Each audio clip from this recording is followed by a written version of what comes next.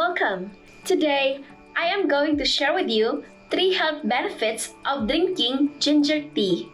Benefit number 1, anti-inflammatory.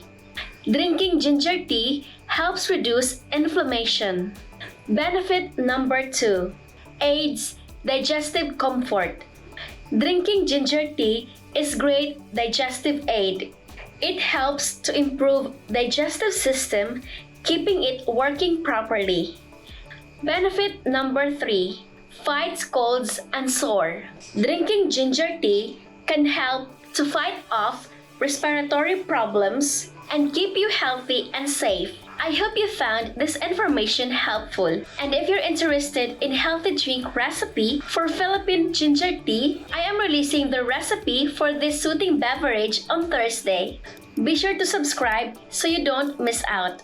Thanks for watching and have a great day!